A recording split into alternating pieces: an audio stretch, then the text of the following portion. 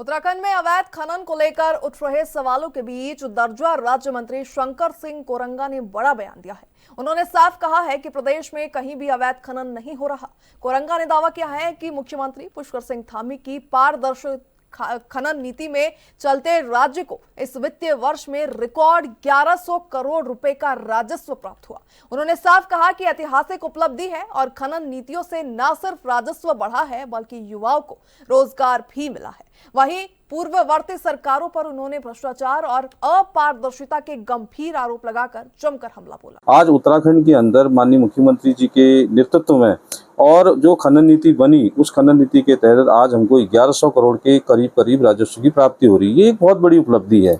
और दूसरी बात, अवैध खनन पर पूरी तरह से रोक लगी हुई है। आप देखिए, बाजपुर में, कोसी में या अन्य जगहों में भी हम लोग पहले अखबारों में बहुत आता था, आज कहीं नहीं दिखेगा आपको। मैं गारंटी के साथ कहता हूँ, कहीं भी किसी प्रकार का कोई भी अवैध खनन पूरे प्रदेश के अंदर नहीं हो रहा है, क्योंकि हमने बहुत सारे पट्टे दिए हैं। उन पट्टों में जो हमारी ज़रूरत की चीज़ें हैं, अब क्या है, पहले मकान बनाने के लिए जो हमारे क्रेशर है, यहाँ से हमको जो मटेरियल जाता था, ये नदियों से जो माल आता था, पहले कितना रेट होता था, 150 रुपये, 200 रुपये, 250 रुपये, 180 रुपये कुंटल के रेट के हिसाब से मकान बनाने के लिए लोग रेता बजरी घरों में ले जाते थे।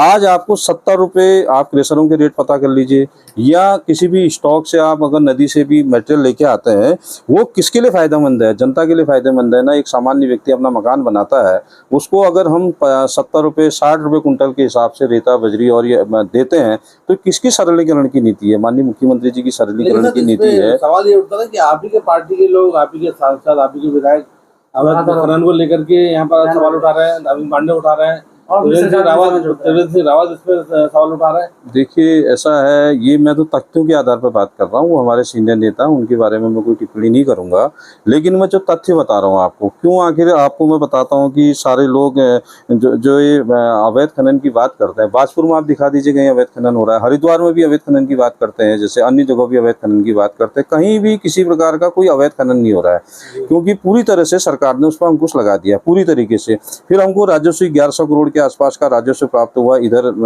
जब से माननीय मुख्यमंत्री जी धामी जी के नेतृत्व में जो खनन नीति आई है और औद्योगिक विकास हुआ,